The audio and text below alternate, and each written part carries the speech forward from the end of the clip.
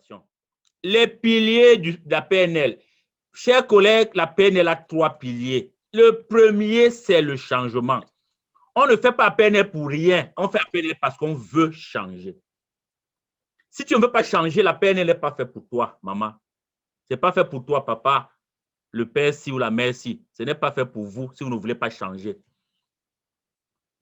On vient en PNL parce qu'on est insatisfait par quelque chose, de quelque chose. On dit, ça, je ne veux plus vivre ça. Je veux vivre mieux. Alors, on vient à la PNL. C'est le changement. Donc, premier pilier, le changement. Donc, en quoi ça consiste, ce changement? Nathalie, toi, tu es journaliste, tu peux nous lire ça comme à la CRTV, s'il vous plaît.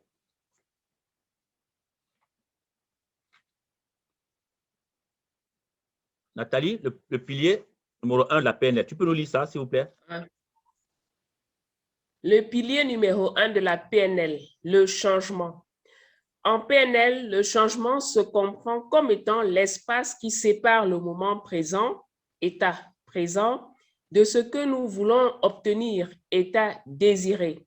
C'est dans cet espace que la PNL agit pour provoquer le changement désiré, autant au niveau individuel qu'organisationnel.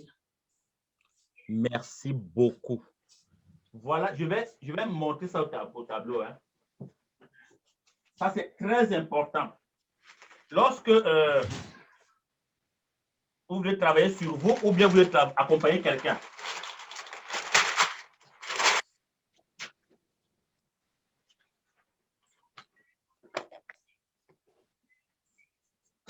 l'état, la PNL travaille sur les états. État présent. Et ici, de l'autre côté, c'est état désiré.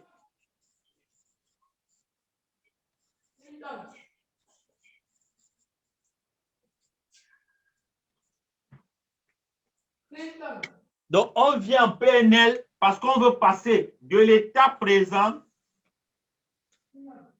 à l'état désiré. Entre l'état présent et l'état désiré, au milieu se trouve quoi? La PNL. La PNL est un outil qui te permet de passer d'un état présent à un état désiré. Et donc, en cela, la PNL est un outil de changement. La PNL est un outil de changement. Il te permet de passer de l'état présent à l'état désiré. Donc, nous avons l'état présent.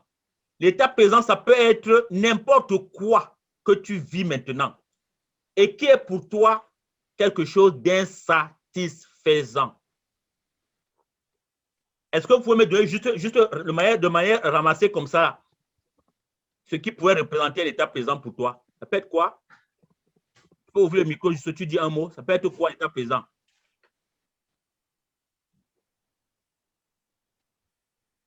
La peur. La peur. Donc, l'état présent, ça peut être ici. Oh, la peur. Oui. Pour qui d'autre? La souffrance morale. La souffrance morale. Le doute. Oui, la souffrance morale, le doute. Voilà. Ça, c'est des... Le deuil. Le doute. Voilà, le deuil. Quelqu'un veut vivre quelqu'un passe par une période de deuil, une situation de deuil. Il peut venir te voir. Il te dit, hey, je suis en ce moment en deuil. Donc, c'est dans l'état présent. C'est le deuil. Mais quand tu vis... conjugale. La colère. La colère. La colère. La colère, oui. Ça peut être la colère. Souffrance conjugale aussi. Le quoi? Conjugale, qu'est-ce que tu as dit? Souffrance conjugale. La souffrance conjugale, oui. Le choc. La déprime. La déprime. La déprime. Donc, il y a plein de choses. OK? Donc, vous voyez, tout cela, vous remarquez très bien que ce qui caractérise tout ceci, c'est quoi? C'est que ce sont les situations qui sont insatisfaisantes. C'est pour ça que vous partez consulter. Vous voyez un expert du changement, parce que vous voulez changer. On ne peut pas voir quelqu'un, un espèce de changement, si on ne veut pas changer. Alors, justement, parce qu'on veut changer, on le voit, on lui dit, hey, la colère. Chaque fois, je me mets en colère. Comme moi, j'ai beaucoup travaillé sur la colère. Je continue encore à travailler là-dessus. La colère, ça me volait mon énergie. Ça volait je pouvais passer 2 jours en colère. Vous voyez, et ça, c'est pas bon. Tu ne peux pas être en colère en même temps aimer. Vous voyez un peu. Donc, c'est ça. Donc, maintenant, quand tu es en colère, tu veux passer, tu veux devenir. Qu'est-ce que tu veux comme état désiré? Quel changement tu veux? Celui qui a dit colère. La paix. Tu recherches la paix. Voilà. Tu dis ici, je recherche la paix. Parce que j'étais en colère, je recherche la paix. Donc, la colère, comment passer de la colère à la paix? Voilà les questions. Comment passer la colère à la paix intérieure? C'est là où tu as besoin d'être accompagné. Vous comprenez pourquoi on dit que la PNL, c'est un outil de changement? Parce que tu veux changer d'état. La PNL évolue avec les états internes. C'est à l'intérieur, ce n'est pas à l'extérieur, hein? C'est les états internes, ce qui est à l'intérieur de toi-même. Pas de ton mari ou de ton enfant, c'est toi. Qu'est-ce qu'il y a à l'intérieur de toi en ce moment? Est-ce que c'est la colère? Est-ce que c'est la jalousie? Est-ce que c'est l'envie?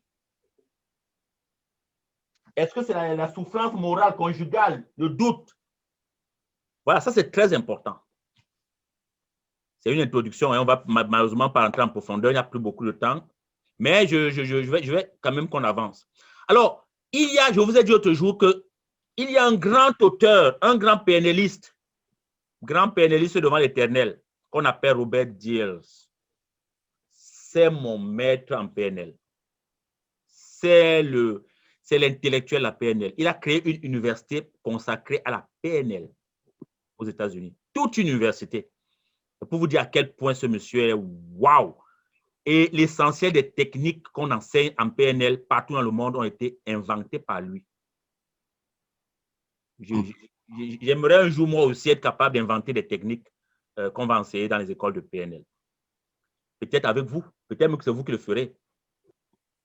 Alors, Robert Dills a sorti il a inventé cette pyramide, les niveaux de changement. Tout à l'heure, je vous ai montré ces niveaux de changement. Je vous ai dit qu'on allait les revoir. On change quand on veut engager un processus de changement. On commence d'abord par questionner l'environnement. Parce que l'environnement influe. Tout à l'heure, beaucoup de gens disaient ça. Oui, ce n'est pas facile parce que tu vois, il y a l'environnement. Oui, parce qu'il y a le conseil, le contexte. Parce que les gens vont penser, parce que la société, oui, c'est normal. C'est l'environnement. L'environnement nous ténaille comme ça, il nous tient. Il nous tient. Mais la bonne nouvelle, c'est qu'on n'est pas prisonnier de l'environnement. Nous pouvons changer. Mais il faut d'abord questionner, est-ce que mon environnement est un environnement qui aujourd'hui me permet? Qu'est-ce que l'environnement, quelle est la contribution de l'environnement dans l'état que je vis intérieurement? Qu'est-ce que l'environnement a provoqué dans ma colère? Je vous ai dit que l'environnement, c'est le qui, quand et où. Qui a provoqué ma colère? Quelles sont les personnes ou les personnages qui sont la cause de ma colère? Quels sont les personnages qui sont les personnes qui sont les conséquences ou bien les victimes plutôt de ma colère? Ça, c'est aussi l'environnement, hein, parce qu'il y en a qui ont cause. Souvent, ceux qui causent la colère ne sont pas les victimes. Hein. Ton patron t'énerve au bureau, tu viens taper sur ta femme à la maison. Ça arrive souvent comme ça. Ta femme, ce n'est pas elle qui t'a mis mal à l'aise, c'est ton patron. Mais toi, tu viens parce que ta femme est vulnérable, elle est fragile, elle est faible à tes yeux. Tu te rabats sur elle. Tu as tes problèmes d'argent, tu viens taper les enfants. Tu dis, mais c'est pas quoi cette maison? Hein? Comment gifler les enfants? Mais ce n'est pas l'enfant qui t'a demandé d'être endetté. Tu n'arrives plus à payer tes dettes. Maintenant, tu viens taper les enfants. Pourquoi? Ce n'est pas eux qui t'ont envoyé t'endetter. Et ça arrive souvent. Donc, c'est important de questionner l'environnement comme cause et comme victime, aux conséquences. OK? C'est très important. Qui Quand? Où? Souvent, c'est parce que tu es allé au bar. C'est au bar avec tes amis que la cause de tes problèmes est venue. Et si tu questionnes très bien le contexte, l'environnement, tu vas te dire, ah, c'est parce qu'au bar. Donc, mon affaire de colère, si je suis en colère parce que la serveuse m'a mal servi au bar, là. Mais change, on a dit non, on a dit que si une situation est, tu peux tout le monde changer, non? Ne pars plus à ce bar, va à un autre bar. Tu verras que peut-être que ta colère va baisser. Ou alors ne bois même plus. C'est possible pour certains. Au mieux de ne plus boire. Il savait qu'un Camerounais allait réagir parce que tu fais mes brasseries au Cameroun, là, c'est la guerre civile. Alors, donc, ça, c'est le premier. On ne va pas rentrer en profondeur, c'est dommage, hein, parce que. Mais je vais prendre toujours la colère pour questionner le deuxième niveau. Après avoir questionné l'environnement, questionner les comportements. Quand je suis en colère, comment est-ce que je me comporte quand je suis en colère? Comment je me comporte? Parce qu'il faut, comment je me comporte? Qu'est-ce que je vois quand je suis en colère? Je vois que tout le monde me déteste. Tout le monde... Qu'est-ce que je vois? Qu'est-ce que j'entends quand je suis en colère? Parce que chaque être humain se parle d'abord à lui-même avant de parler aux autres. Qu'est-ce que j'entends me dire de moi-même quand je suis en colère? Qu'est-ce que je dis? Moi, pour vous dire mon expérience, j'ai beaucoup travaillé sur la colère. Hein. C'est un thème que, quand j'étais en colère, chaque fois, il me disait, Cyril, tu es minable. Tu es minable. Tu te fâches pourquoi? Tu en veux à cette pauvre personne pourquoi? Et c'est vrai. Avec du recul, il me disait, oh, Cyril, tu es vraiment minable. Tu es minable. Tu en veux pourquoi, cette personne? Parce que souvent, c'est les personnes qui n'avaient rien à voir avec la cause de ma colère. Ma colère, c'est parce que j'agissais, j'étais très généreux, mais à partir de l'ego. C'est ça qui me rendait en colère. J'étais en colère contre les membres de ma famille, tout le temps. Parce que j'estimais que je dépensais trop d'argent, je me sacrifiais pour eux et qu'ils ne faisaient rien. Mais est-ce qu'ils m'ont demandé de me sacrifier pour eux? J'ai décidé de me sacrifier pour eux et puis je commence encore à me mettre en colère. Est-ce qu'ils ont fait une demande pour que je me sacrifie pour eux? Vous voyez? Donc, il faut questionner. Donc, vous questionnez les 7 niveaux de conscience. Vous allez vous rendre compte que, waouh, il y a des choses à apprendre. Donc, c'est un outil très puissant, OK? Donc, voilà, j'ai résumé tout ce que j'ai dit, là. Je passe les diapos pour qu'on puisse pousser les avoir dans votre vidéo aussi. Hein. Donc, l'environnement, c'est le monde, le contexte, le comportement est là, les capacités émergent de vos compétences, les croyances et les valeurs émergent de vos capacités, c'est ce que je vous ai dit au début. Votre identité émerge de vos croyances et de vos valeurs. Donc, l'image que tu as de toi-même dépend de ce que tu crois que tu es.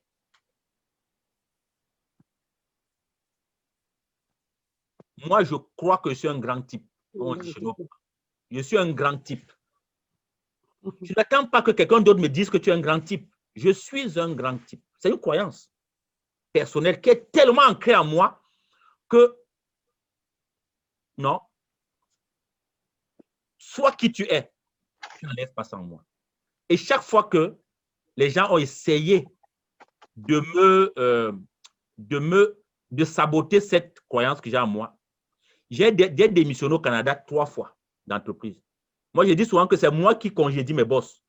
On ne m'a jamais congédié. C'est moi qui congédie mes boss. Je démissionne.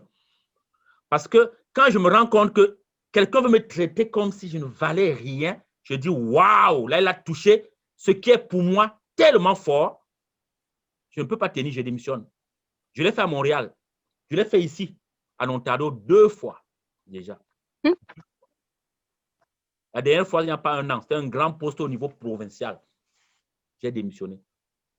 Parce que pour moi, ce qui est important, le travail que je fais me donne l'argent, mais ce n'est pas plus important que mes croyances et mes valeurs. Je vous ai dit que les valeurs et les croyances sont toujours plus fortes en un individu. Les gens font les guerres pour les croyances. Les gens sacrifient tout pour leurs valeurs et leurs croyances. Donc ça, c'est très important de faire le ménage et de faire votre échelle de valeurs et de croyances pour savoir à quoi je crois. Je ne dis pas croire en Dieu, hein, Je dis, moi, je crois que je ne suis pas n'importe qui. Je crois que je suis quelqu'un, je suis un grand type. Je crois que je mérite le respect. Et il y a des gens qui ne croient pas qu'ils méritent le respect. Donc, Cyril, la carte n'est pas le territoire. oui. N'est-ce pas? La carte n'est pas le territoire, mais quand même, si on contextualise ça, je vais démissionner, je vais bien démissionner, mais je vais manger quoi demain? Voilà, très bonne question. Tu as arraché ça de ma bouche. Merci. Louise et Nathalie, la carte n'est pas le territoire. C'est la réponse que je vous donne. Parce que c'est ma carte. Oui. C'est ma carte. Je ne vous dis pas de faire comme moi. S'il vous plaît, ne faites jamais comme quelqu'un. Non, je ne fais pas comme Cyril, mais j'y ai pensé aussi. Mais quand je regarde les conséquences, quand je pense aux conséquences, je dis, oh, je compte sur quoi si je démissionne? Il faut s'autoriser.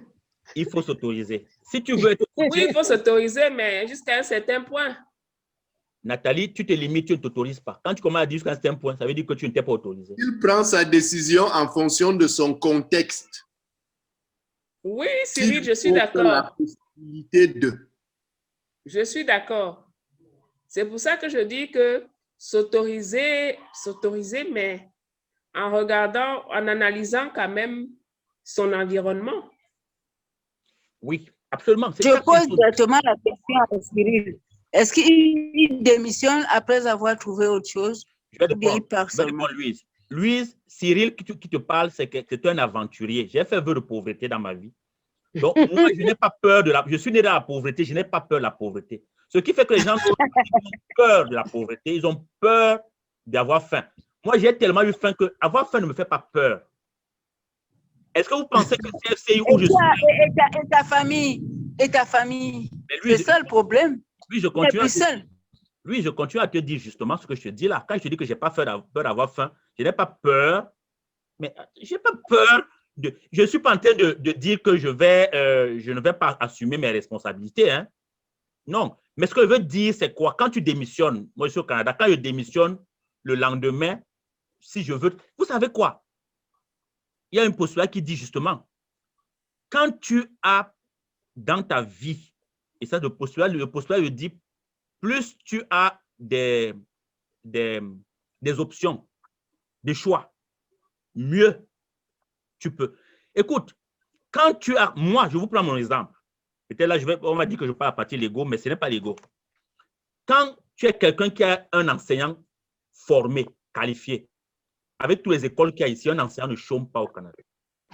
Quand tu as quelqu'un qui a fait la théologie comme moi, j'ai quand même un master de théologie, et où je travaille maintenant comme consultant, c'est la théologie qui me fait vivre au Canada. Hein. Ce n'est pas le CFCI encore. C'est la théologie qui me fait vivre, parce que j'enseigne la théologie.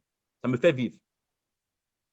Quand tu as fait l'administration publique et que tu as fait la plus grande école d'administration publique au monde et que tu continues à avoir peur de chômer, celui qui n'a pas fait les études alors aura peur de quoi? De mourir? Je dis, mais à un moment donné, sois sérieux. Elle dit, tu as toutes sortes de richesses en toi, mais tu continues à avoir peur que tu ne vas pas trouver de travail. Mais la peur provient souvent de ce que nous ne sommes pas conscients de nos ressources. Et la PNL nous dit, tu as toutes les ressources en toi. Je vous dis, moi, je connais les gens au Cameroun qui ont démissionné parce qu'ils ne pouvaient plus supporter certaines choses. Et c'est même parce qu'ils ont démissionné qu'ils ont réussi leur vie. Je ne vais pas rentrer dans les exemples trop proches de moi parce que j'aime quelqu'un de très proche de moi, qui est mon beau-père qui l'a fait. Il a quitté un grand poste dans une grande organisation. Les gens ont dit, on t'a vraiment eu. Tu es vraiment, je crois que chez vous là, je crois qu'on vous a fait ça au village. Aujourd'hui, ses amis sont allés en retraite, n'ont même pas pu construire de maison. Lui, les maisons, il en a. Et Cyril en sait quelque chose. Ils sont là qui connaissent. Les biens, il en a toutes sortes. Il est entre deux avions, c'est un consultant international. Mais c'est parce qu'en démissionnant, ça lui a permis de voir qu'il peut avoir le temps pour lui, pour se former et pour travailler maintenant à son compte. La clé, c'est la confiance en soi. Je vous dis, quand vous avez confiance en vous, vous pouvez faire tout. La clé, c'est la confiance en soi. Quand on m'a dit, je vais vivre de quoi? C'est parce que vous pensez que c'est les autres qui peuvent vous faire vivre, alors que c'est vous-même qui vous faites vivre. Ce n'est pas quelqu'un qui vous fait vivre. Le coach a répondu, c'est bon. Merci beaucoup. Le coach m'a bien répondu. Merci beaucoup. Alors, voici la pyramide de Diels qui va nous aider. Cette pyramide, vous permet de vous poser les questions, les bonnes questions. Donc, quand on est au niveau de l'environnement, vous posez la question où et quand. Au comportement, vous posez la question quoi? Quoi faire? Capacité, comment faire? Croyance, pourquoi je fais ça? Identité, qui suis-je? Moi, je suis un grand type. Il a répondu à la question. Quelqu'un qui va dire je suis un petit type, c'est son choix. Hein? Mais moi, j'espère que vous allez aussi répondre je suis un grand type. Parce que Dieu nous a créés pour briller, comme Nelson Mandela nous avait dit. Vous avez écouté là, ce qu'on a lu hier là. Mandela nous a dit ce qui nous fait le plus peur, c'est notre lumière, ce n'est pas notre ombre. C'est qu'on a tellement de puissance en nous qu'on a même peur d'utiliser cette puissance. C'est pour ça qu'on préfère que quelqu'un d'autre nous dise ce qu'on doit faire de notre puissance. N'ayons plus peur. N'ayons plus peur. On a trop peur. Et nous, comme peuple africain, la peur est tellement présente dans notre ventre qu'on vit, on est dans la peur, on meurt dans la peur. Et puis le dernier niveau, à quoi fais-je partie? Je fais partie de quoi? Quel est le sens? Je fais partie des gens qui vont changer le monde. Nathalie fait partie des gens qui vont changer le monde. Junior fait partie des gens qui vont changer le monde. Antoine, Joséphine, nous tous, nous devons changer le monde. Vous allez voir que quand vous mettez en cette perspective, Adaraël, Marguerite, nous tous, votre regard, ce que vous portez sur vous-même change. Chaque chose que vous allez faire, moi, je ne suis pas juste en train de donner les cours. Je suis en train de changer le monde, changer l'Afrique à travers la PNL. Ce n'est pas juste donner les cours pour gagner $500, $1000. Non. C'est comme quelqu'un, il y a une anecdote là, quelqu'un qu'on trouve un jour en train de, ils étaient en train de fabriquer, ils travaillent dans une usine aéronautique où on fabrique des avions. Alors, le monsieur, lui, qu'est-ce qu'il fait? Il est juste un nettoyeur, des gens qui nettoient le sol là. D'autres sont les ingénieurs, etc. Alors, on pose la question à un ingénieur, qu'est-ce que tu es en train de faire?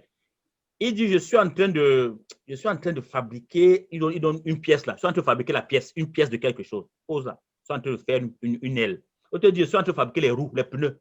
L'autre dit, je suis en train de faire un moteur. On demande à celui qui balaye, qu'est-ce que tu fais là? Ah, on me demande ce que je fais. Où je travaille, je suis en train de fabriquer les avions. Je suis en train de fabriquer les avions. Parce qu'il faut bien qu'ils fassent ce travail pour que l'avion là soit fabriqué aussi. Mais ceux qui fabriquent même les moteurs, eux n'ont pas, ils le font tout simplement comme un job pour gagner de l'argent. Il fait les moteurs. Mais le gars, lui, c'est qu'il fait quelque chose qui est plus grand que lui fabrique un avion. Alors qu'il n'est ni ingénieur, ni architecte, ni rien. Il est juste un balayeur, mais il est en train de fabriquer les avions. C'est comme ceux qui travaillent dans les chantiers. On est en train de construire une église. Quelqu'un va te dire, moi, je suis en train de faire les papins. Je suis en train de faire le chaînage. Je suis en train de faire... Un autre dit, je suis en train de construire une cathédrale. C'est différent entre quelqu'un qui dit, je construis une cathédrale et quelqu'un qui dit, je suis en train de faire les papins. Celui qui fait les papins, il ne fait que les papins. Mais celui qui bâtit une cathédrale, waouh! C'est une question d'état d'esprit. Nous sommes les bâtisseurs de cathédrales.